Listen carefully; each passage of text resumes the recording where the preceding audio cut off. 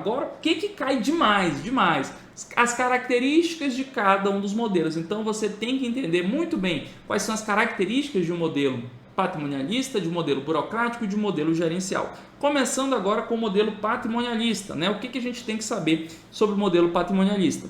A administração pública patrimonialista surge para atender às necessidades de um Estado absolutista. Assim, podemos afirmar que o patrimonialismo é o modelo predominante nas monarquias absolutistas. Gente, o que acontece então? Quando a gente tinha um Estado absolutista, aquele Estado em que o rei tinha a palavra final, o rei que decidia tudo, né?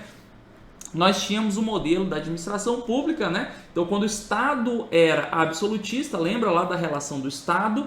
Quando eu mudo o tipo de Estado, eu consigo trazer reflexos para o tipo de governo e para o tipo de administração pública. Então, quando o Estado era absolutista, ou seja, o Estado tinha um poder muito grande na vida das pessoas, né? O governante, ele não encontrava limites dentro do ordenamento jurídico, né? O rei podia fazer tudo. Então, vivíamos aí nesse cenário. Nesse tipo de Estado, qual é a administração pública que vigorava, que era condizente com esse tipo de Estado? Era justamente o modelo patrimonialista. E o que caracteriza esse modelo patrimonialista? Gente, modelo patrimonialista, ele se caracteriza para isso. A administração pública era simplesmente uma extensão do poder do soberano. Então, o rei queria mandar em tudo e ele utilizava o aparelho estatal, ou seja, ele utilizava os servidores públicos, ele utilizava os cargos, tudo para seguir as suas ordens, né? Todos utilizavam a administração pública como própria, né? Como uma extensão do seu poder mesmo. Beleza? Então, a grande característica que eu quero que você bote aí bem bonito no seu caderno é que todas as características do patrimonialismo decorrem de uma premissa fundamental, típica do absolutismo: a confusão entre esfera pública e esfera privada. Então, anota isso, desenha aqui uma caveirinha. Não é um porquinho, gente, é uma caveirinha para chamar a sua atenção. Para quê? Que o patrimonialismo ele se baseia nessa confusão entre esfera pública e esfera privada. Como assim? O administrador público patrimonialista ele utiliza a administração como uma extensão do seu poder, ele utiliza a administração para atender os próprios interesses e não está nem aí para a paçoca, não está nem aí para os interesses públicos, para o interesse público, quer atender os próprios interesses. Então, quando a gente vê, por exemplo, nepotismo, é o administrador público botando o parente dele dentro da administração pública, né? Ele faz isso porque ele está preocupado com a sociedade? Tá nem aí para a sociedade, ele faz isso porque ele quer atender um interesse particular, ele quer botar ali a mãe, a tia, o filho, né? Para ganhar um dinheiro público, né? Um dinheiro que seria do erário, né? Então, o nepotismo é um exemplo de uma prática patrimonialista, beleza? Então, sempre que existir essa confusão entre esfera pública e esfera privada, teremos aí um exemplo de prática patrimonialista. Lá no PDRAE, no Plano Diretor de Reforma do Aparelho do Estado, ele descreve o modelo patrimonialista por meio de algumas expressões que são muito, muito cobradas em prova. Então a gente vai ver isso e eu já quero deixar uma observação. Gente, seguinte, né? Lá no direito constitucional, direito tributário, direito administrativo, é muito comum a gente ter que estudar leis, né? Estudar leis, normal, direito constitucional, você tem que estudar a literalidade da Constituição, né? Então existe até o que a gente costuma chamar de lei seca, né? Fazer a leitura da lei seca. O que é isso? Você lê artigo por artigo, não é isso? Perfeito, né? O que eu vou te sugerir nesse momento? Em administração pública, em administração geral também, a gente não tem uma lei, né? A gente não tem uma literalidade. Mas o que eu vou te falar agora? Eu vou te falar que o PDRAE, o Plano Diretor de Reforma do Aparelho do Estado, ele é como se fosse a nossa lei seca. Por quê? Porque muitas questões da FGV e de todas as bancas organizadoras copiam e colam trechos do PDRAE. Então, eu recomendo fortemente que aí você abra uma abinha aí no seu celular, no seu computador, onde você estiver assistindo a aula, e baixe o PDRAE. E vai lendo aos poucos, né? Porque é como se fosse realmente uma lei seca. Muitas questões são extraídas do PDRAE, tá bom? E é isso que eu vou te mostrar aqui, né? O trechinho do PDRAE, onde ele descreve a administração pública patrimonialista. Venha ver aqui comigo. Administração pública patrimonialista.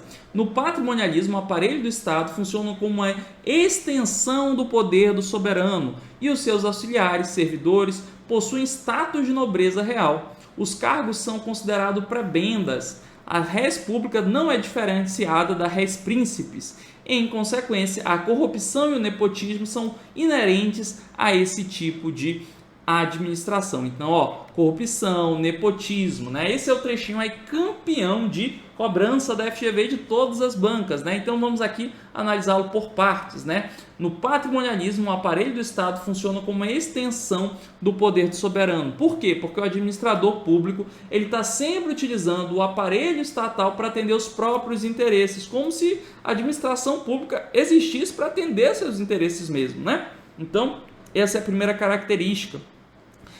Auxiliares, servidores possuem status de nobreza real. Então, os servidores públicos também são tidos como nobres. Então, não tem uma preocupação com a entrega para a sociedade, em cobrar os resultados do servidor público, que o servidor público seja empenhado. Não, o servidor público aí dentro da administração patrimonialista, eles são nobres, né?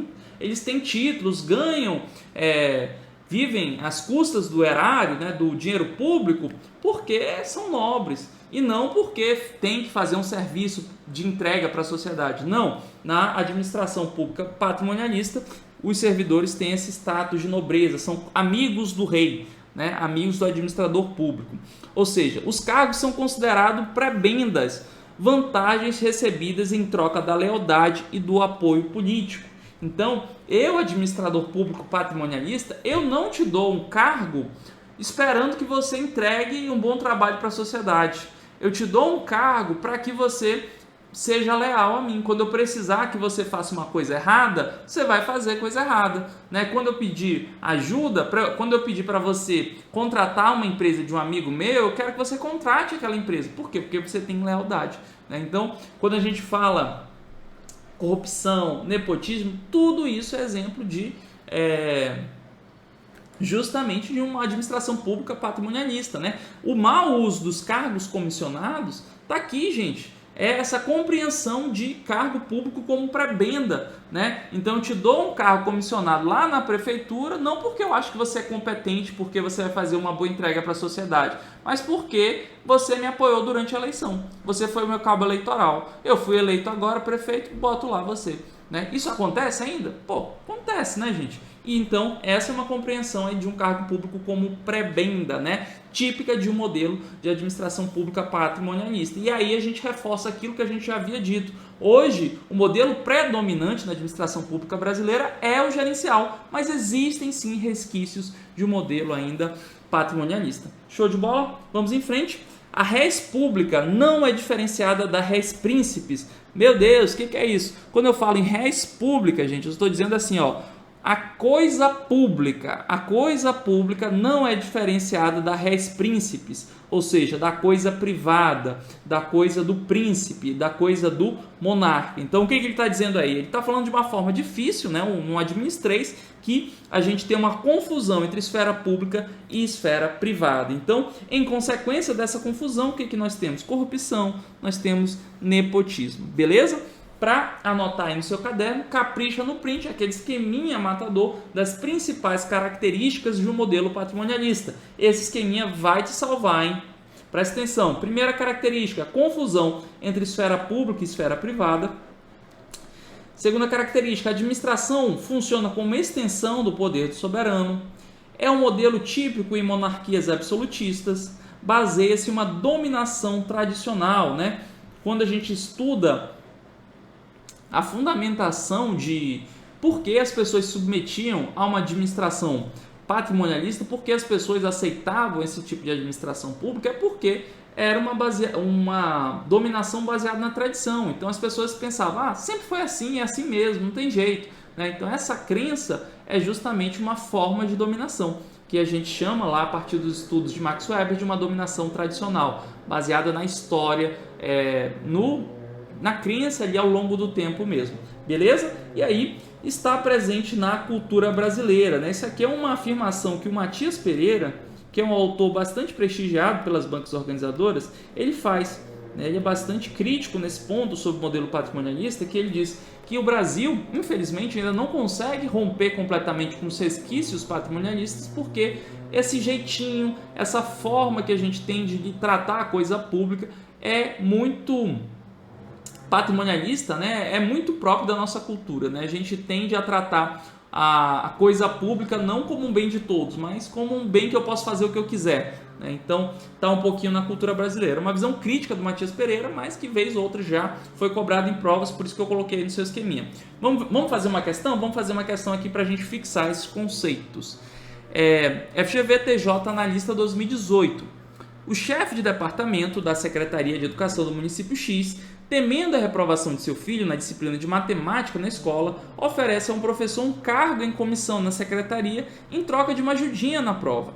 No contexto dos paradigmas da administração pública, essa atitude do chefe de departamento, que percebe o aparelho do Estado como um instrumento do detentor do poder, pode ser considerada típica do modelo. Falou em modelo de administração pública, você vai lembrar de 3. Quais são os 3? Patrimonialista, burocrático, gerencial. Beleza? Vai lembrar desses 3. E aí você vai lembrar qual desses modelos é típica a característica de perceber a administração pública como instrumento do detentor do poder, como instrumento do poder do soberano. E essa característica é muito própria, ela é muito marcante do modelo patrimonialista. Então tá aqui, patrimonialista é o nosso gabarito. Não é o consumerista é um estágio de evolução do modelo gerencial. Vou até anotar aqui, a gente vai estudar isso, mas é um estágio do modelo gerencial.